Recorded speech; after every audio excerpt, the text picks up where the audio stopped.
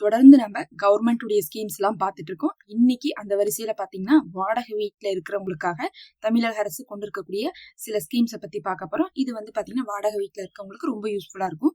அதே மாதிரி வீட்டை வாடகைக்கு விட்டுருக்கவங்களும் இதை தெரிஞ்சு வச்சுக்கோங்க. பொதுவாக வந்து பாத்தீங்கன்னா இந்த ஒரு 6-7 வருஷத்துக்குள்ள நிறைய கேஸ் வந்து பதிவாயிருக்கு. வாடகை வீட்டுல இருக்கிறவங்க ஹவுஸ் ஓனர் மேலேயும், ஹவுஸ் ஓனர் வந்து வாடகைக்கு வச்சிருக்கவங்க மேலேயும் நிறைய கேஸ் பதிவாகி அதெல்லாம் இன்னும் தீர்ப்புக்கு வராமையே இழுவையிலேயே இருந்துட்டு இருக்கு. அதனால என்ன பண்ணிருக்காங்கன்னா இந்த மாதிரி எல்லாம் நடக்கூடாதுன்றதுக்காக தான் இந்த ரூல்ஸை போட்டிருக்காங்க. அதோட சேர்ந்து இதுக்கு ஒரு கமிட்டியும் அரேஞ்ச் பண்ணி அந்த கமிட்டியை வந்து வாட்ச் பண்ண சொல்லியிருக்காங்க. இப்ப இந்த வாடகை வீட்டுல இருக்கிறவங்க, வாடகைக்கு போறவங்க என்ன கம்ப்ளைண்ட் பண்றாங்கன்னா, அதிகமான அட்வான்ஸ் வாங்குறாங்க. வீடு வந்து பாத்தீங்கன்னா 10,000 ரூபாய்க்கு வந்து வாடகைக்கு போறோம்னா அவங்க பாட்டு 2 லட்சம் ரூபாய் அட்வான்ஸா கேட்கறாங்கன்னு சொல்லிட்டு அதை வந்து கம்ப்ளைண்டா ரைஸ் பண்ணிருக்காங்க. அது வந்து பாத்தீங்கன்னா முக்கியமான பிரச்சனை தான். ஒவ்வொரு இடத்துல வந்து கம்மியா இருக்கு, ஒவ்வொரு இடத்துல சிட்டில எல்லாம் பாத்தீங்கன்னா ரொம்ப ரொம்ப ரொம்ப ஜாஸ்தியா தான் இருந்துட்டு இருக்கு. அதுவும் வந்து பாத்தீங்கன்னா இன்னும் வந்து பெரிய பெரிய சிட்டில இருக்கு பாருங்க, அங்கெல்லாம் வந்து அட்வான்ஸ் மட்டுமே 5 லட்சம் ரூபாய் கேட்கறாங்களாமா. நம்ம இங்க எல்லாம் வந்து போகியத்துக்கே நம்ம 5 லட்சம் ரூபாய்க்கு வீட்டுக்கு போயிருவோம். ஆனா அங்கெல்லாம் பாத்தீங்கன்னா அட்வான்ஸே 5 லட்சம் ரூபாய் கேட்கறாங்க, வாடகை 15,000 ரூபாங்கிறாங்க. இந்த மாதிரி எல்லாம் நடந்துட்டு இருக்குதாமா. கேட்டாவே ஆச்சரியமா இருக்குது. அதனால என்ன பண்ணிருக்காங்கன்னா வாடகை அப்படிங்கிறது அதிகமா வசூல் பண்ணக்கூடாது, நீங்க 2 மாசம் வாடகையை தான் அட்வான்ஸா வசூல் பண்ணணும்னு சொல்லிட்டு இப்ப கவர்மெண்ட் வந்து சொல்லியிருக்காங்க. இன்னும் அமலாக்குவாங்க. ஆனா என்னென்ன ஸ்கீம் சொல்லியிருக்காங்க அப்படிங்கறத மட்டும் நம்ம பார்க்கலாம். 2 மாசத்தை வாடகையை மட்டும் அட்வான்ஸா வாங்கணும், அதிகமா வாங்கக்கூடாதுன்னு சொல்லியிருக்காங்க. அதே மாதிரி குடியிருக்கிறவங்க இன்னும் என்னென்னலாம் வந்து கேஸ் போட்டிருக்காங்கன்னு பார்க்கும்போது நிறைய ரூல்ஸுக்கு மேல ரூல்ஸ் போடுறாங்க. எப்ப பார்த்தாலும் உள்ள வந்து செக் பண்ணிட்டே இருக்காங்க. அதுக்கு நாங்க வேற மதம், வீட்டு ஓனர் வேற மதம், ஆனா அந்த மதத்தினுடைய சடங்குகளை எங்களை செய்ய சொல்றாங்க. அதாவது வந்து பாத்தீங்கன்னா பொதுவா வந்து ஒரே ரிலீஜியன்ல இருக்கிறவங்க பிரச்சனை இல்லை.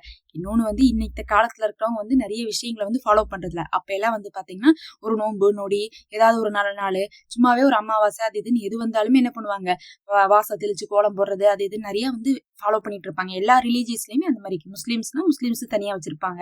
அந்த மாதிரி அவங்கவுங்க வந்து ஒவ்வொரு ரிலீஜியஸ்ல தனியா வச்சிருப்பாங்க. அதை இன்னைக்கு ஜென்ரேஷன் பொதுவாகவே ஃபாலோ பண்றது இல்ல. இதுல வேற அவங்களுடைய கம்யூனிட்டியை சேராதவங்கள வாடகைக்கு வச்சுட்டு அவங்கள வந்து வேலை செய்ய சொல்றது. அந்தந்த சமயம் வரும்போது வாங்க இந்த சமயத்துல எங்களுக்கு வந்து நீங்க வந்து வாசல்லாம் கூட்டிருங்க, படியெல்லாம் வந்து கழுவி விட்டுருங்கன்னு சொல்லி சும்மா வந்து வேலை வாங்குறது இன்னும் வந்து என்ன இருக்கு, சிரமமா இருக்குதுன்னு சொல்றாங்க.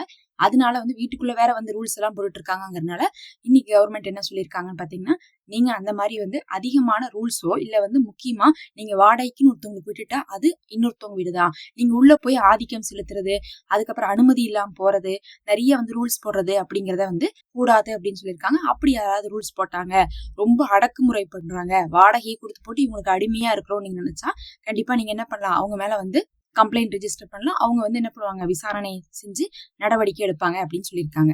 அடுத்தது 3வது வந்து இந்த வாடகை வீட்டுக்கு வரவங்களுக்கு எல்லாம் இன்னொரு விஷயம் என்னன்னா, அவங்க வந்து ஆதார் கார்டுல எதையுமே அப்டேட் பண்ண மாட்டேங்கிறாங்க.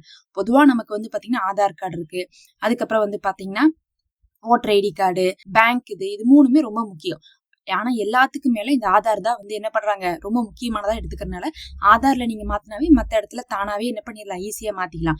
ஆனா அட்ரஸ் யாருமே மாத்துறது இல்ல. எங்க வேணா போய்க்கிறாங்க வர்றாங்க. 10 வருஷத்துக்கு முன்னாடி ஆதார் கிரியேட் பண்ணும் போது இருந்த அட்ரஸ் வச்சே வச்சுக்கிறாங்க. அதனால என்ன பண்றாங்க கவர்மெண்ட், நீங்க இனிமேல் வீடு மாத்தினா அட்ரஸ அப்டேட் பண்ணுங்கன்னு சொல்லியிருக்காங்க. அப்பதான் நீங்க எங்க இருக்கீங்கன்னு எங்களால தெரிஞ்சு கொள்ள முடியும்னு சொல்லிட்டு இப்ப கவர்மெண்ட் சொல்லியிருக்காங்க. இது வந்து ஒரு 1 டே ப்ரொசீஜர் தான், ஆனா நம்ம செய்யறது கிடையாது.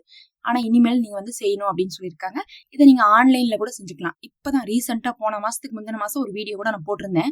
கரெக்டா வந்து இந்த எஸ்ஐஆர் நடந்துச்சு பாருங்க, அந்த எஸ்ஐஆர் சமயத்துல இதை வந்து அப்டேட் பண்ணுங்கன்னு சொல்லிட்டு ரூல்ஸ் போட்டு என்ன பண்ணாங்கன்னா ஆப் எல்லாம் ரிலீஸ் பண்ணியிருந்தாங்க. அதனால நீங்க வீட்லயே உட்காந்து என்ன பண்ணலாம், பண்ணிக்கலாம். ஆனா வந்து பண்ணணும்னா உங்கள்ட்ட என்ன வேணும்னா, ஆதார் கார்டை அப்டேட் பண்ணணும்னா ஆதார் கார்டுல ஆல்ரெடி நம்பர் லிங்க் பண்ணிருக்கணும்.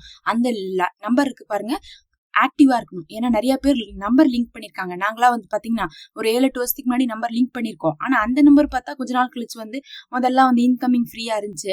அதுக்கப்புறம் வந்து பாத்தீங்கன்னா நம்பர்லாம் மாறி இந்த டவர் பிரச்சனை அந்த டவர் பிரச்சனைன்னு சொல்லிட்டு அப்ப இருந்தவங்களா இப்ப யாருமே இல்ல. எல்லா சிம்மும் மாறி போகும்போது அந்த நம்பர்லாம் விட்டுட்டோம். ஆனா திடீர்னு போய் பார்க்கும்போது தான் ஓடிபி ரிசீவ் ஆக மாட்டேது. ஏன்னா அந்த சிம்மே இல்லைல, அப்ப வந்து ஓடிபி ரிசீவ் ஆகல. அதுக்கப்புறம் வந்து புது நம்பரை நம்ம வந்து கொடுத்து வச்சோம், அப்டேட் பண்ணி எல்லாமே பண்ணோம். அந்த மாதிரி நம்பர் வந்து கொடுக்காம இருந்தா கொடுத்துக்கணும், கொடுத்து அது வந்து ஆக்டிவா இல்லாட்டினா மாத்திரணும். அப்படி இருந்தா மட்டும்தான் உங்களால ஓடிபியை ரிசீவ் பண்ணி வீட்டுல இருந்து மாத்த முடியும். அப்படி இருந்தா நீங்க என்ன பண்ணலாம், வீட்டுல உட்காந்து ஒரு நாள் நீங்க குடி மாத்தினா கூட அப்டேட் பண்ணிக்கலாம். அப்ப ஆதார்ல அப்டேட் பண்றதுங்கிறது அவசியம். ஆதாரை நீங்க ஃபர்ஸ்ட் ஆக்டிவா வச்சுக்கோங்க. நம்பர் வந்து கரெக்டான நம்பர், ஓடிபி ரிசீவ் ஆகிற மாதிரி இருந்தா மட்டும்தான் அது ஆக்டிவா இருக்குன்னு அர்த்தம். அதை பார்த்து வச்சுக்கோங்க. அப்ப இதெல்லாம் வந்து பாத்தீங்கன்னா வீடு வந்து குடியிருக்கிறவங்களுக்காக கொண்டு வந்திருக்காங்க. இது இல்லாம இதுக்கு நடுவுல உங்களுக்கு கம்ப்ளைண்ட் வருது, சீக்கிரமா காலி பண்ண சொல்றாங்கன்னா காலி பண்ணக்கூடாதுன்னு சொல்லியிருக்காங்க. என்ன சொல்லியிருக்காங்கன்னா, ஒரு வருஷம் வந்து என்ன பண்ணணும், வீடு வந்து குடி வைக்கும் போதே ஒரு 11 மாசம் அப்படிங்கறதுல அவங்களுக்கு வந்து குடி வைக்கிற டைமா இருக்கணும். வந்து நான் 1 மாசம் 2 மாசத்துலயே காலி பண்ண சொல்லக்கூடாது.